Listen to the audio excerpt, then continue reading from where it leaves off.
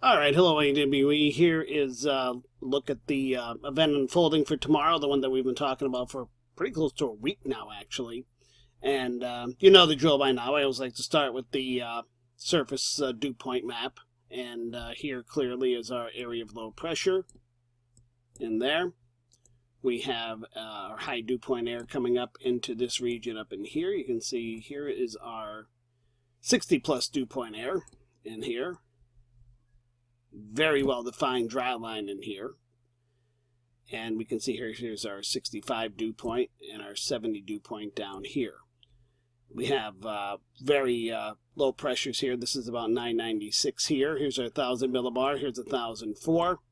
And here is our 1008 like this here.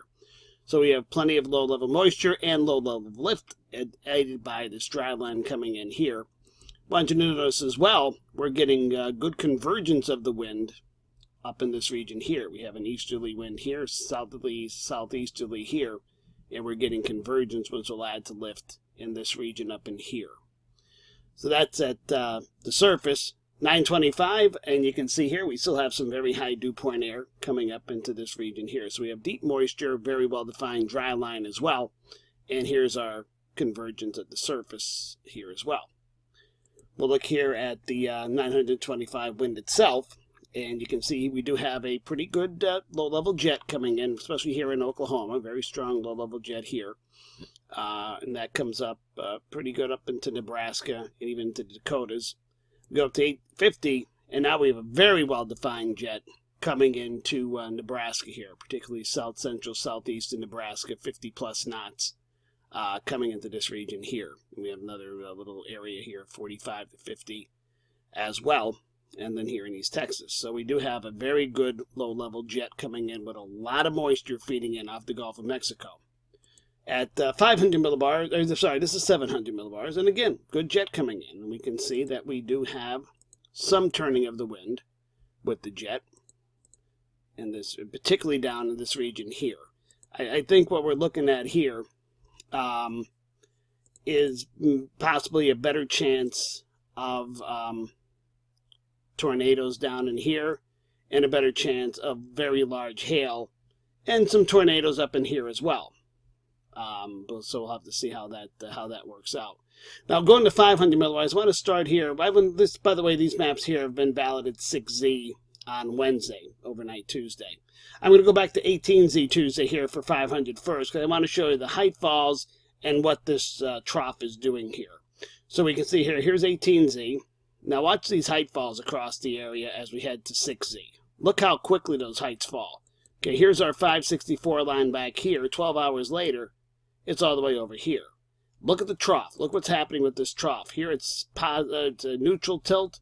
We're going negatively tilted with this trough coming in. Just a ton of energy coming around here and feeding up into this region here as we're going through time. 300 millibars, well, we have our jet max coming across here. And you look for divergence, and I don't think you can possibly miss it. It's, there's the wind there, and there's our wind there. So just a ton of divergence across this area here. Across south central, southeast Nebraska into Kansas. So that's just looking great for this whole region in here. We'll go ahead here and look at the instability.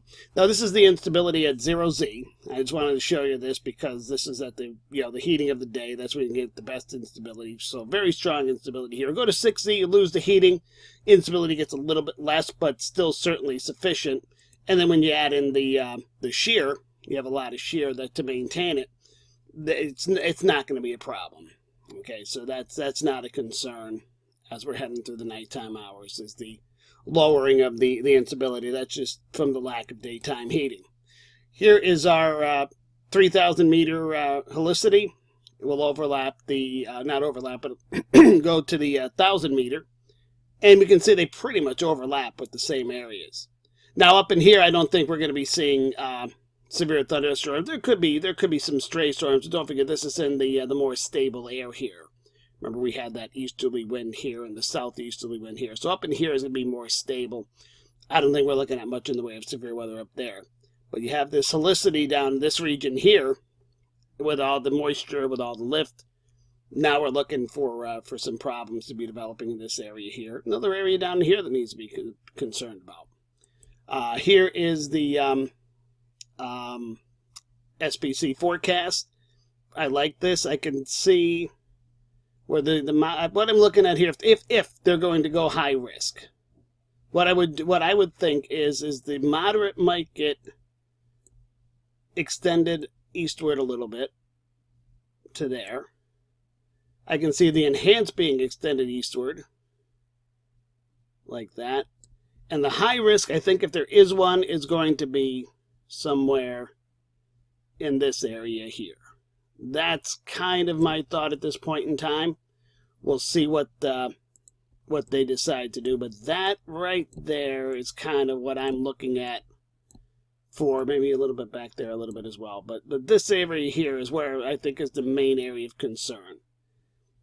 Central to east central, Kansas into south central, southeastern Nebraska. That I think is the main focal point to be looking at for this system. There's gonna be a lot of severe weather in a lot of different places. I think I'm still concerned about the capping down in here. I think the dynamics are more focused north of there, but if it does break down here, it could just, really go to town. So, see what happens tomorrow. This is the first big event of the year. Hopefully it produces. We shall see what we shall see. Meteorologist Jim Rinaldi. I hope you all have a great night.